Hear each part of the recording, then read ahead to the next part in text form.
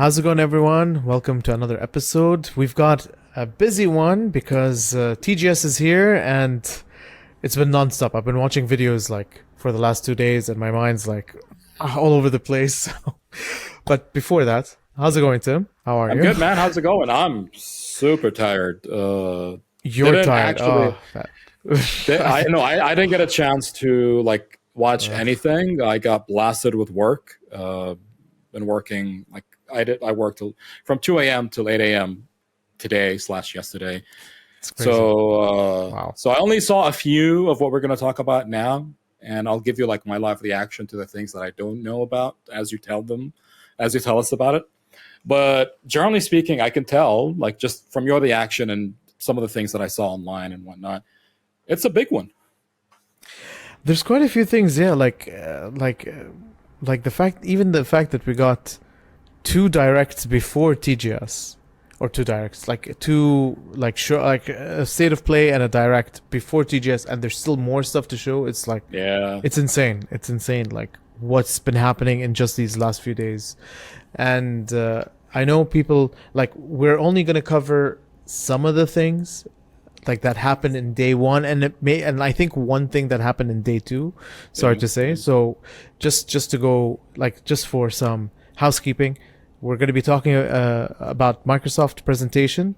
That was, I think, a landmark for them. Then we're going to talk about Capcom's, and then we'll just talk about an itty bitty thing that Konami talked about real quick because I really want to talk about it, and then we'll talk about the full showcase, their full showcase and other showcases after. Hopefully on Sunday we'll cover the rest. Hopefully. But first things first, Microsoft. I think they started TGS with a bang. They were serious in their presence, and the fact that Phil Spencer came up and he's like, "Konnichiwa, minasan." Konnichiwa, minasan. Xboxu no Phil des. They're all in on the Japanese culture and like being there as a presence in Japan. I think that's because they have stated before that they're going to start being more serious about having a presence in Japan. They're targeting the Japanese market. I think it definitely helped. I think it was this quarter or last quarter, or I don't know what time period, but they outsold PlayStation in Japan. Now that's probably because there were like shortages. The shortage, that was the main reason. That's definitely the main reason. But I think it might have helped. They took it as a win, and it might have also helped, like in people's minds, like, oh, okay, Xbox, Microsoft, not a bad option. Let's like give them a chance. And then Phil comes in with a konnichiwa. Sure. Yeah, why not? Why not? Yeah. But like, it was a solid presentation overall. They did cater to like RPGs, and like they kind of got me as well. Like I was not expecting to fall in like to love a game or two games, I would say, from the presentation. One we already know about, one came out of nowhere.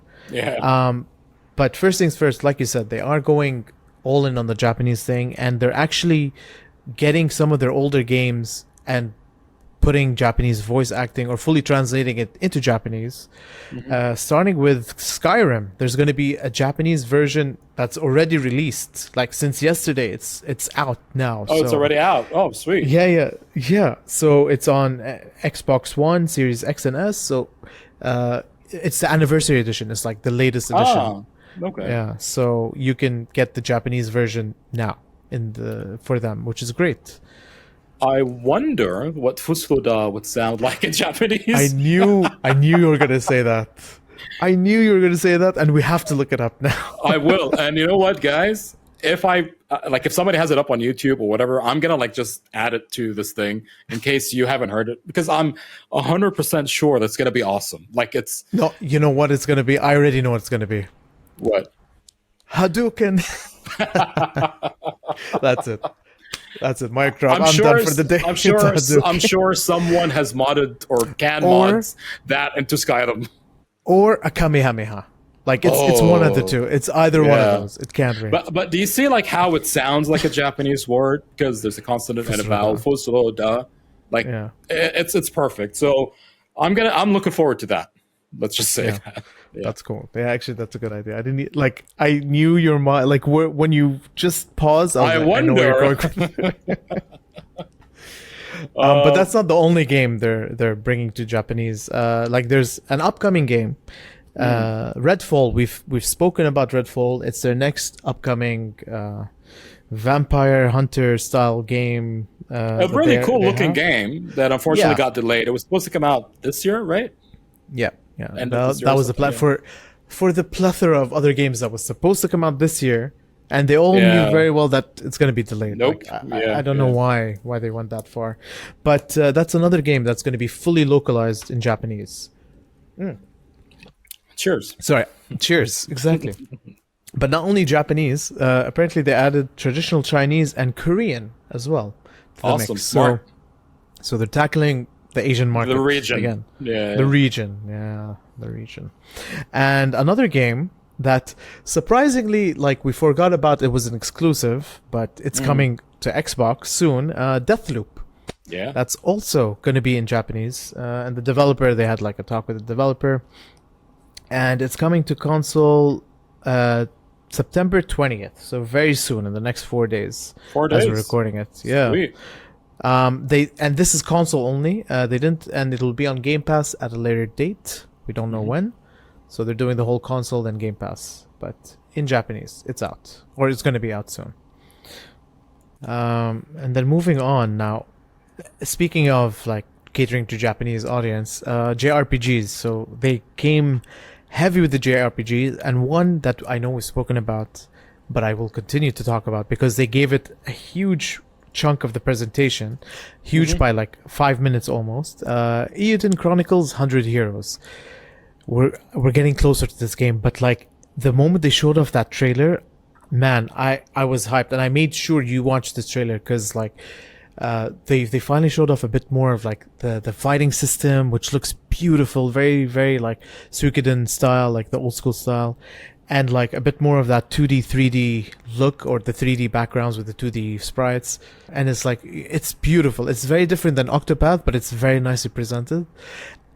And it's like anime as heck, because like there was one part where at the end of the presentation you see like the two the guy in red with the two like hook blades, and the other guy in blue, and they do like this like fast sword movement like you see in anime.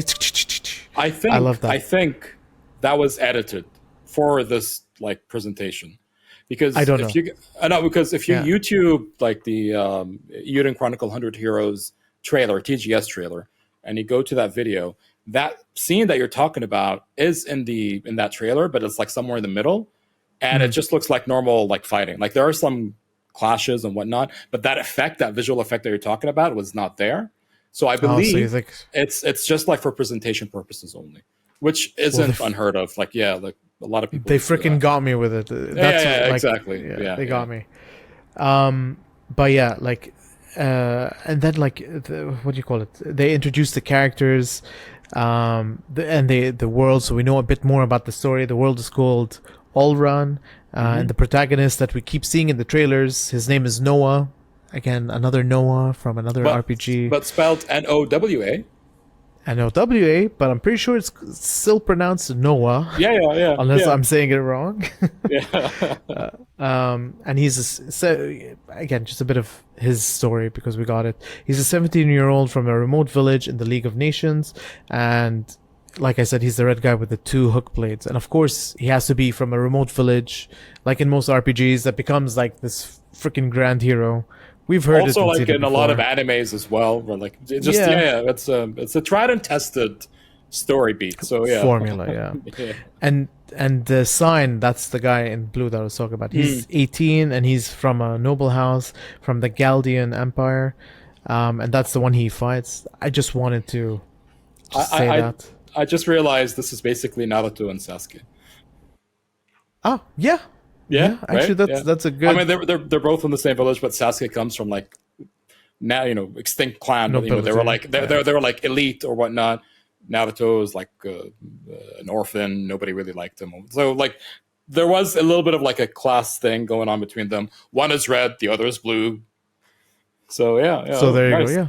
Yeah. So again, just wanted to talk about it, like, and they got the developers. They had their like 3 minutes just talking about the game, which was very cool. So very hard for this game, and there's another reason why I have this game or talked about this game for something coming up. But before we end or move on from Microsoft, Palworld, I think came out of nowhere. I've never heard about this game. Me neither. Yeah, we've covered news before, so I'm pretty sure this would have popped up on our radar if we've heard about it. But would you like to try to explain what this game is, or like after you saw it? I'll use your like what you wrote down like to describe it. Pokemon with guns. That's about Enough it. said. Let's move on to the next. Let's move on to Capcom. No, honestly, what did you think of it? I want to know your take. I thought it was cool. No, I thought it looked cool. It definitely intrigued me to like look into this later when more of it comes out. You have these Pokemon like creatures, and when I say Pokemon like, I mean they look like Pokemon. 95% Pokemon. These could have been like failed character ideas that never made it to the games or the shows, and then some guy took them and sold them to the developers. So like, here, I've got character designs, use them. Like when I saw them, I was like, oh, like these are Pokemons. Maybe like what the hell? But they're not. They're not Pokemons. But they look so much like them. They behave like them. But they've got weapons. Yeah, but they've got weapons, and they look so cool. Weapons. Like No, they have like there was one shooting missiles. Yeah, but there was another one where it was like a rocket launcher that was shooting the Pokemon. Right. Yeah. So they are weapon, So it's weird. I think what makes it weird is because we're so used to Pokemon and Pokemon games, and then seeing that sort of like different aspect to it is like, oh, that's interesting. Why not? Why didn't anybody do this before? I feel like this is a game I could get into because like it's not only like the Pokemon aspect, but like it's described as a third-person open-world survival sandbox game. This is the official description. It's like that. Don't you like games that have like so many different sort of descriptors? Like open world action RPG, MMO, like all the a more focused game is better, but like I feel like they have a winning formula. I'm not criticizing. Here. I'm not criticizing. Like generally, I think this is a really cool formula. It's my take. It's not a criticism. Like I generally prefer a more focused game than a unfocused one. But this is personal. But this preference. one you see as unfocused as it is a good package. Yeah, it's right. You can capture the cute monsters. Okay, like they're called pals, Palworld. So they're called pals, and you pretty much raise them like Pokemon. But at the same time, not only can you raise them, but you can or get them to help you fight, but they can help you to build, farm at the same time. So they are functional. And on top of that, you can mount your favorite founded pal monster. Or pal cutie, whatever you want to call them. So, and then they end the description. I don't think we saw the poachers, or maybe we did in the trailer. I might be. I'm not sure. I can't 100% say that they didn't show them. But I saw the trailer because I don't know how they look like. So pretty much, when you capture these monsters, you have to fend them off from poachers who could recapture them or like take them for food or eat them for food. So you have to protect your pals at the same time. There's a survival element like to it. If we had Pokemons in real life, except for the whole them having guns or being used as like grenades or whatever, except for that, I think this is the most realistic sort of interpretation of what it would be like. Because they're not like just, oh, I'm going to fight with you. Although in the anime, they were functional as well. If I'm not mistaken, I haven't seen it in ages, but I'd like to believe that Pokemons were used to like cut grass or do stuff like that or whatnot.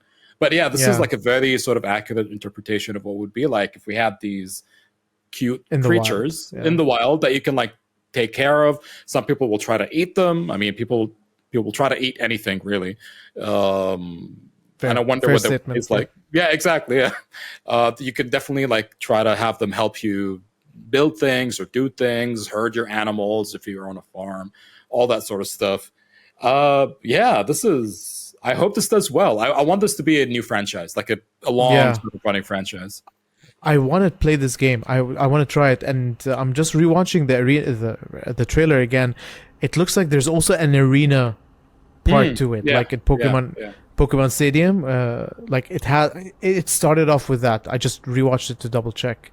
So it has all the elements of Pokemon, but better. That's what I'm gonna like. Pokemon with guns, but better. That's it. That's the elevator pitch. And it's coming to 2023. Yeah, sorry. And it's coming. We didn't even say this. It's coming to 2023 on PC and Xbox consoles as well. So yeah, it's a cool game to keep on your radar. Safe to assume there's going to be crossplay with a game like that. Safe to assume. So. Assume. Yeah. Okay. So we're done with Microsoft. I mean, we're done with the games that you checked out that you want to talk about from Microsoft. Let's move on to Capcom. This will be a quicker one, but not because it's not as cool or as important, but there are just 2 games that we're going to talk about. I'll start off with the one that matters to me the most. Of course. Even though there is like maybe 20% more information than what has already been revealed a few months ago. Megaman Battle Network, the Megaman Battle Network collection. So they went through the same sort of like changes that they revealed last time. It's going to have a high image quality filter. There's a gallery mode with 1,000 illustrations, music player with over 188 songs. It's coming out on Switch, PS4, and Steam in 2023. I don't know if I think that was mentioned before. I'm pretty sure it was. Yeah. Yeah. So there's one new thing that they also showed off, which is your Mega Man EXE Navi will be in the menu screen as a 3D like model that's voiced, right? And according to them, he will react based on your play and control style. So I have a couple of thoughts on this. I already told you one of them. There's another one that I didn't tell you. One thought, the first thought is that I want to know how the reaction, like the behavior of this Navi, of your Mega Man EXE, will change. Like what elements of your play or control style will affect this Navi, and how will that Navi react? Like, is it a relationship thing? Like, will it be more caring or not or whatever? Like, I don't really know. Is it just attitude, or is it just like expressions, or is it just like very basic stuff? Like, is it a smart reaction thing or not? That's one thing. That's one thought that I have. We'll have to see more of this to find out. But the other one that, like, hands down, I don't need to hear anything else. The voice acting was terrible. Hey there, I'm Mega Man. I'll be your Navi while you play. Let's do this thing. Really? Terrible. It should not sound like a man. Navi, Rockman is the Japanese name for Mega Man. It's Rockman.exe, because the Mega Man Battle Network games, all these Mega Man characters, they're programs in your personal Navi device. Navi is like they're PDAs, phones, whatever you want to consider them. It's what you use to connect to the internet and to other devices. In the story, and I'm so glad that I played Mega Man Battle Network 2 recently. I think it was in 2. He's actually the main character's brother. What's his name? Ah, shit, I forgot. So he's actually his brother. So I think he died at childbirth or whatever, and he downloaded the dad, who is this big, tech guy, downloaded his memories or thoughts or something and created this Navi. Navi, yeah.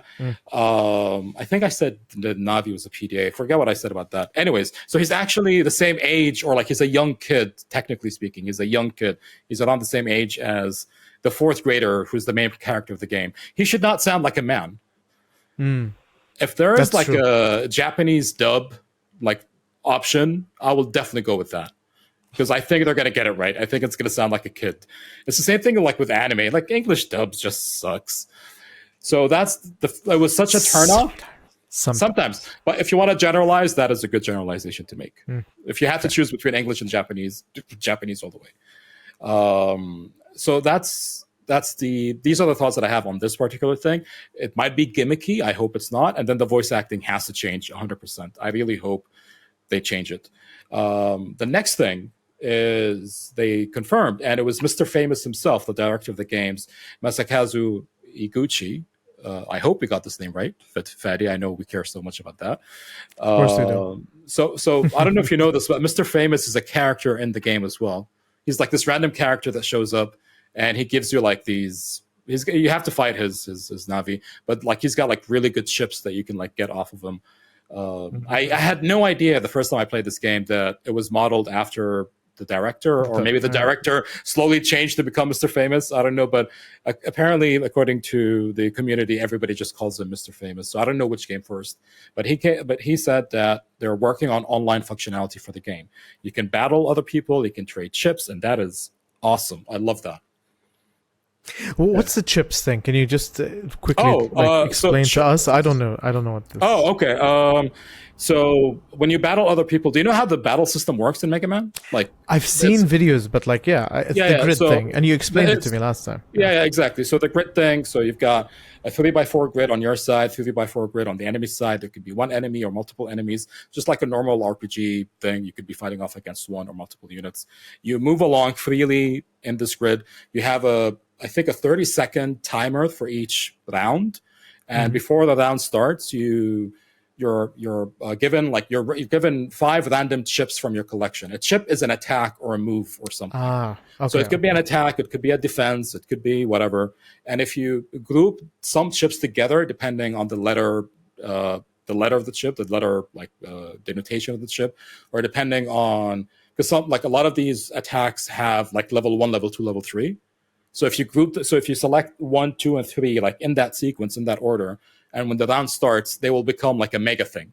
So cool. So yeah, and then so those are chips, and so those are basically your guns and your items in any sort of game.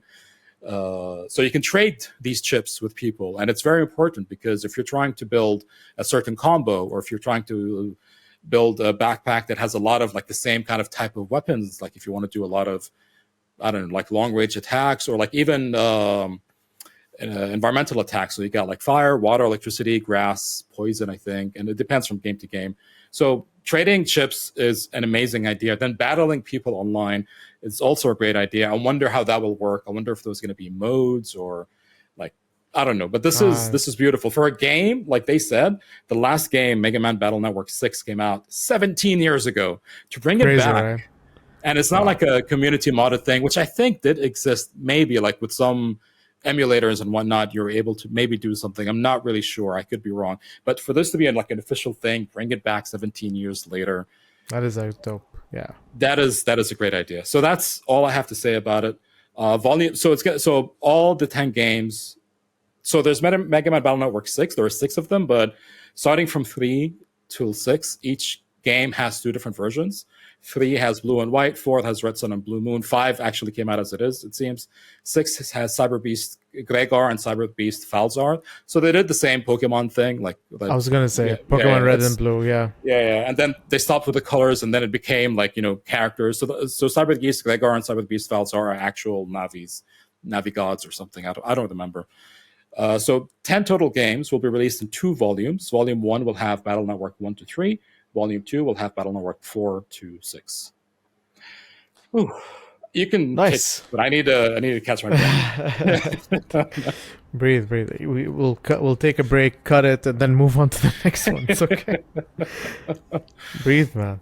Oh no, I'm good. Anyway, I'm just really excited about this. Yeah. I'm glad you're hyped for it, and I hope when it does come out, like I want to see this, or like at least your take on the online. Oh yeah. Functionality. I'm definitely gonna try it out. I'm gonna try it out for sure, 100%. Yeah. The next thing that I actually may try out, just because of how they announced it, is Street Fighter 6. Man, what a presentation. I was blown. Like, we were already like, oh, Street Fighter 6, like before when we first saw it. Yeah, like, you can tell it's going to be different. Yeah, exactly. Yeah. But the fact that they went through all the new modes, I'm even more hyped for this game. So again, let's just get some housekeeping out of the way. If you're hyped, just as hyped as us, there's a closed beta like that you can sign up for right now, and you can try either the Steam version or the console version, depending on which one you want to select. And it's between October 7th and October 10th, and it'll be for PS5, Xbox Series, and PC. So sign up if you really want to try it. I already signed up for the Steam version. I'm looking forward to it.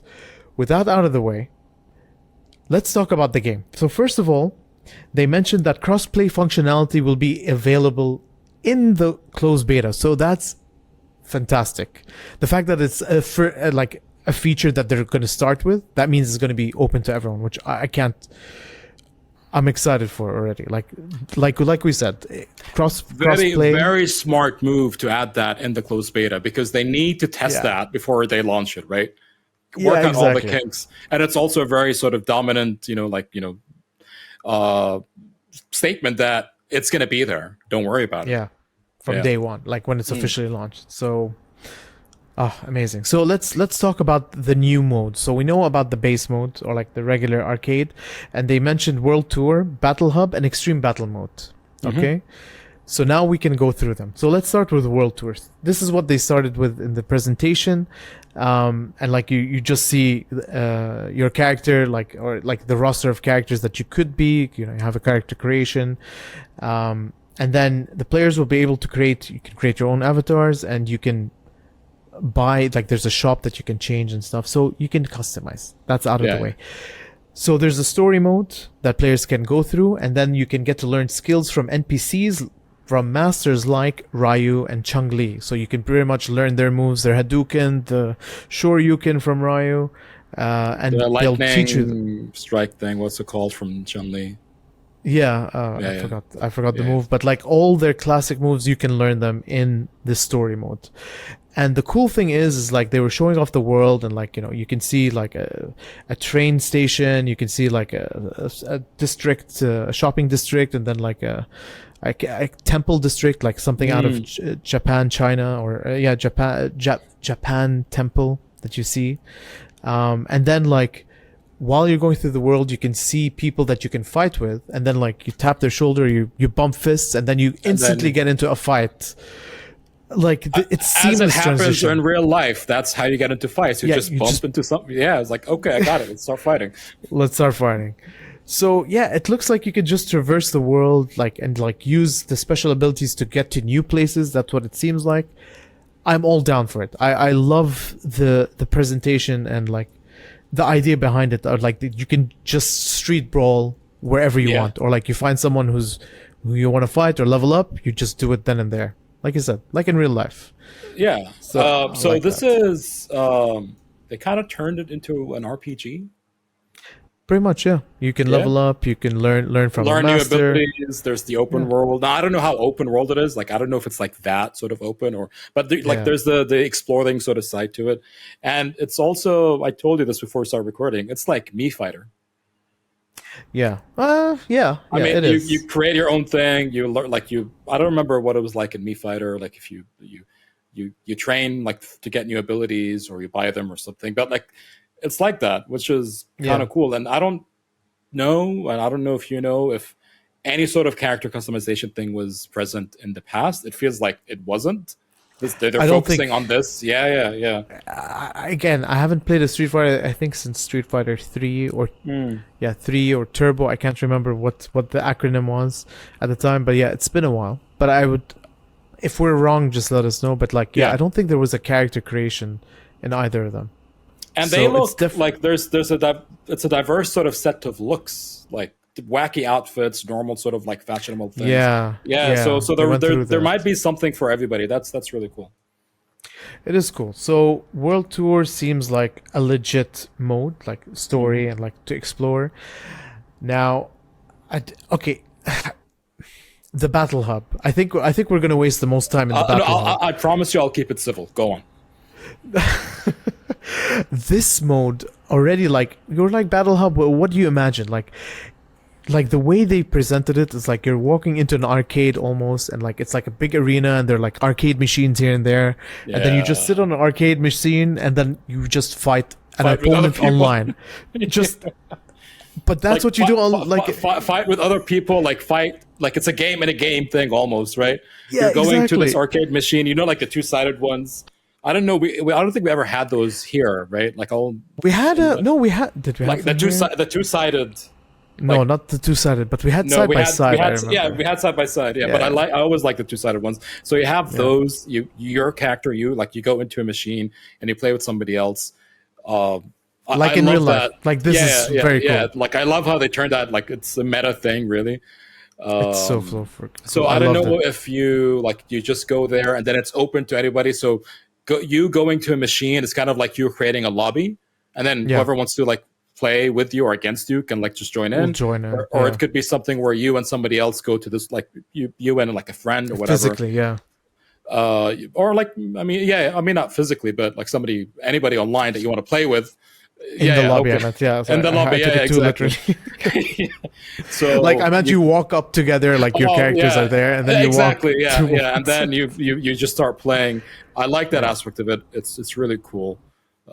So just like how with World Tour they turned it into an RPG, they kind of made it more social, it seems. Yeah, Because you also see these other people, like, I don't know if this was like a presentation thing or if it's actually going to be in the game.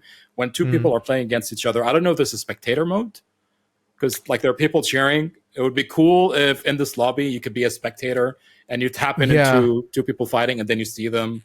I feel like there is, because they show a screen. A big screen, like yes. A big screen. So I think there is a spectator mode from the looks of it. Yeah. And that is really cool, because I think we talked about this before. Remember that really famous clip, the Street Fighter match, like that went viral, like 20 years ago or something. I'm going to be castrated for not knowing the name, but I'm not a fighting game fan or anything, but I am aware of this clip. People went apeshit over like this one game. Some guy like held on to like the very last sliver of health that he had, and like he blocked and parried and whatever, and then took down the opponent. It was like a local championship thing or whatnot. But the awesome thing about that clip is not just the fight that happened, but also people's reactions. Like they replicated this whole like attending a tournament, right? If they're able to do it really well, tournament, like yeah, exactly. But like a small sort of thing, that I think that's really cool.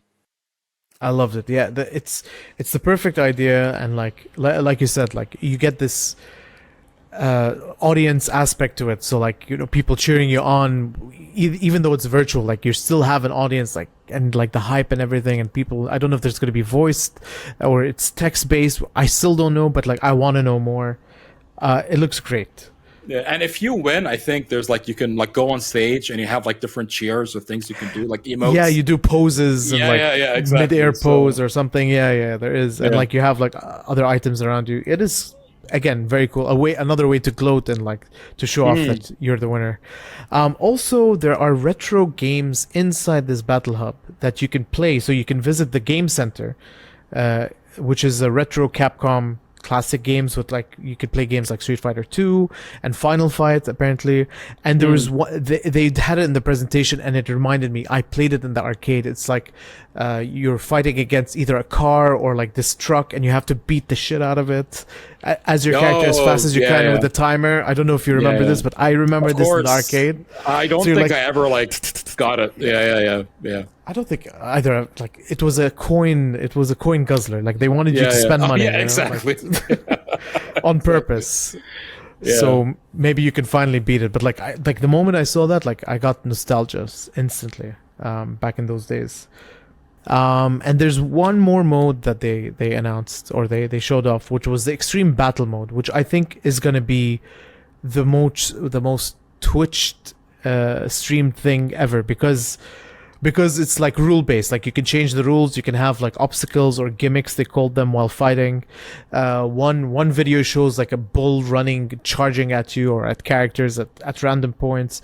Another one had bombs or like a ball that you have to keep hitting back and forth, and it'll just explode at a random time. Like there's also it's cool.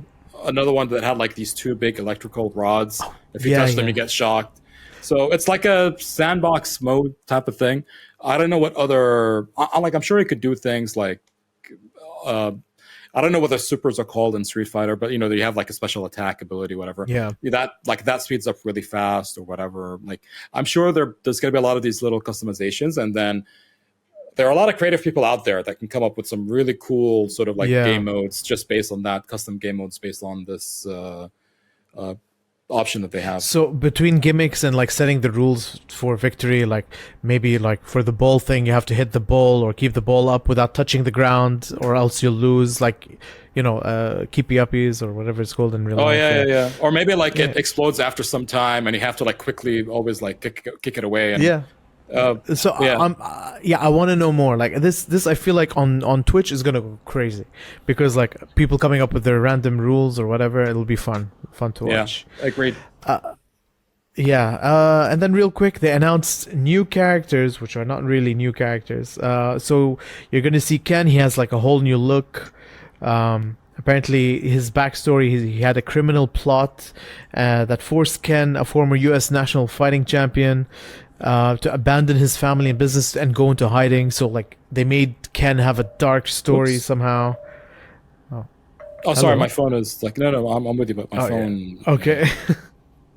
Blanca, the guy that does electricity, so he's like a kind-hearted adventure tour guide, and he features his so, and like he looks cool, like he looks very chill, like way more relaxed than he did in Street Fighter 2, like, or less menacing, I should say. Taoism, he's the monk, if you remember Yoga Flame. Dalzim, I'm sure. I think is Dalzim, is it Dalzim? Dalzim or Dalzim, something like that. Yeah. Yoga Flame guy. That's everyone knows the Yoga Stretchy Flame guy. limbs guy. So he's back, and E Honda, which is the 1,000 hit guy. I know Street Fighter from the sound effects. Okay, this is how I remember Street Fighter. It's just what they used to say or like hit each other. To me, E Honda's the sumo wrestler guy, but yeah, we're both valid. Yeah. He's the sumo wrestler. Thanks for clarifying. But his move is called the 100 hands, in case anyone's wondering. So that's cool. Like they're coming. They're the new roster, or like the new character rosters that they announced. And there's one feature which I found interesting, and I'm pretty sure was in no other Street Fighter game. It was definitely in like football games, but like it's the first time I saw it in a Street Fighter game. It's real-time commentary, which is going to be a feature in this game. Again, adding to the whole battle hub thing, and like having a comment live or like reactive commentary. It's not really live commentary. So like while you're fighting, you have the commentary, you have your audience. Like this is what I'm imagining is going to happen. Like this game is going to be epic. And they introduced, because it was in Japan, they introduced 2 Japanese commentators. Kosiku Hiraiwa, totally butchered that, and this other guy who was a character. Did you see him? This this part I actually did not see. I saw all the other stuff, but I didn't get to this part. Yeah, please watch it. He's H.E. Demon Kaka, and apparently he's like a lead singer of a heavy metal band. Okay, nice. So he's got the full punk look. Like just think heavy metal band lead singer, Japanese. If you've seen any anime, you can imagine how he looks like. He looks exactly like one of those guys. So they'll be commentating the match. And then they said they'll be working with English commentators, but they'll talk about that later. So I'm imagining there's going to be an English version of the showcase. They should definitely have an Arabic one. Man, I don't know. They said they're going to have 13 supported languages for subtitles. Yes. Possible. But I don't know if it'll include commentating. They didn't specify the languages yet, so we'll see at a further date. And that's about it. I just want to know if you have anything else to say, because I have one final thing to say before we move on. I think just like what I told you before, this is probably going to bring in a lot of new players, or maybe players that were hesitant, or maybe players that played it in the past, but they never followed through with it. This is a very fresh look, very fresh take on the game. So I am looking forward to see how people react to it. Like both new players and like old school OG players. It's a big change. It's a big departure from what was, I believe, what was like always there. And I wish them luck. Now, there's one last thing before we move on, which I don't know if I've noticed. I didn't notice before, but I noticed now, was the logo. The Street Fighter 6 logo. I think they've possibly changed it. I might be wrong. I remember it was just an S and an F, and there was no like number or something. But the Street Fighter 6 logo, when you see it, it looks like the number 6. Yeah. But for the first time today, like when I watched this trailer again, it was an they SNF. have the. It was an SNF. Okay. SNF, okay. And then there was like a little 6. So that was when they first announced it, and there was a teaser really We didn't really Okay. have all that information. Yeah. So it is a reveal. So it's the first time I noticed this cool new logo because it's the number 6, and if you haven't noticed it, it's the Roman numeral 6 on the side, which I found you because you're a designer like stuff. My like art brain picked it up. Like what is cool. it? Uncultured brain. Yeah. No, I'm not gonna say no. Not everybody has to be quote unquote cultured, but no, it's a really cool logo. I know. See, I didn't remember that it used to be an SNF before.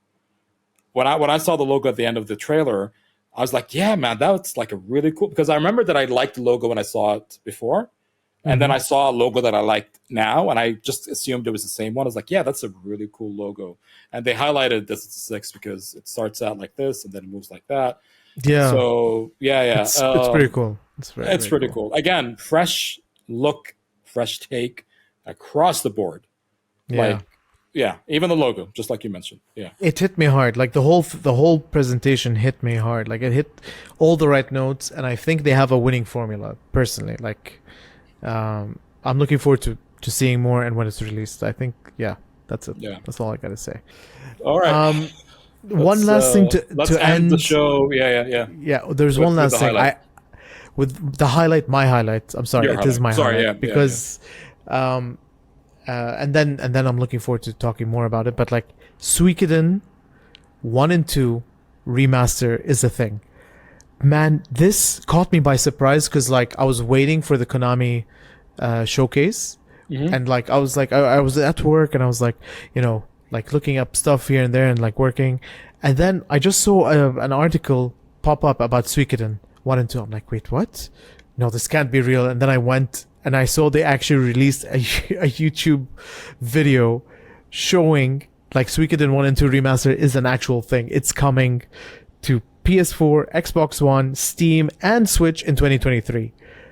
And I'm so hyped for this, and it looks so good. And like I've been wanting to play these games again. I think everyone was looking for a remaster of this game, and like Konami releasing this game just tells me that they've finally come back. They're back to like making good games, or making games like proper games again. They started off with the Teenage Mutant Ninja Turtle, now Suikoden, and now whatever the showcase is, we're gonna see and we'll talk about it the next time. But man, like this is a strong start for Konami. Like it's good that they're like focused on games again. It's just, I'm hyped. I'm very hyped. I'm looking forward. I'm happy that you're hyped. That's it. Like we could talk more about the game, but like just watch the trailer. I just wanted to bring attention to whoever is out there and is not aware that Suikoden 1 and 2 is coming as a remaster. And like everything just looks good. Like the widescreen, everything you can imagine from a remaster, polished 2D. They fixed up the 3D because it was like a blend of 2D and 3D again, like between the battle scenes as well. It's just polished. It's a really nice. Yeah, it's a really nice look. It's a really again like we talked about with Eiyuden Chronicles. That's why I had to mention Eiyuden Chronicles because Suikoden 1 and 2 is a thing now. Like, and they're in the same presentation or like the same TGS. Like they're both there being announced. And the director of Eiyuden, who actually worked on Suikoden, was actually on the panel board with these guys announcing the game. So I feel like I don't know if it's a collaboration or like, because I wasn't speaking Japanese. I was watching through another guy's stream who they spoke Japanese, but they were talking about everything else except what was happening on screen. So I didn't understand. So I'm hoping for a translation later. But yeah, like, man, it looks great. They fixed up the portraits, like the 2D portraits that you see for each character. They're like bigger. They show more details. They're like, yeah, so they've really worked on the game. I'm really hyped about it. There's so many RPGs coming out in 2023. I don't know how I'm going to have the time to play all these lovely games. Quit your job. That's... No, I think we talked about this before. Quit your job, quit your family. We talked about something like that. I think this was pre bad good pods, but like it's possible. Bad gamer, good gamer. That's our social enemy. Bad gamer. I'm not saying anything wrong. As long as you don't say good gamer, bad gamer. Yeah. We have done that. We have retakes done that in the of that. beginning. Yeah. So I'm happy that you're happy. I'm happy that you're hyped. That's it's a good showcase so far. Yeah. So or far, like, from what you've seen present. and from what little I've seen and from what I've heard you talk about, it seems to be. I mean, it's really hard to mess up a showcase. It's possible to mess up a presentation, like a director's state of play or like a developer showcase specifically.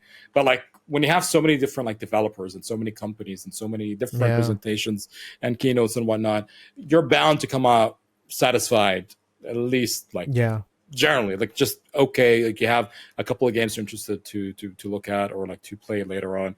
But I'm glad that we got these games. I'm glad we got like some good heavy hitters. We got some nice little updates. We have some personal favorites. So that's really cool. There's still a shit ton of announcements. So 100%. Hopefully on Sunday we'll be able to cover them, or we'll see. I don't know how we're gonna do it, but like I have a feeling there's still a lot more to come between today and tomorrow. I know it. I have a feeling like there's still a lot more announcements to come. I hope not. For our sakes, I hope not too, but like already there's a lot. Personally speaking, I hope not, because I want Sunday to go smoothly for me. But like I said, this is just half the show. Yeah, there's still Square Enix that we haven't talked about. There's still the Konami that we mentioned. The full Konami thing, the full Konami thing that we haven't. So, and there's 505 games as well. So those three, I'm anticipating some more news from them. There's even the Bandai Namco we haven't talked about. Bandai Namco, shit, that's right. Yeah, about One Piece. We'll get to it. I didn't include it, but because I know there's going to be more info, so we'll wait until we get the full story.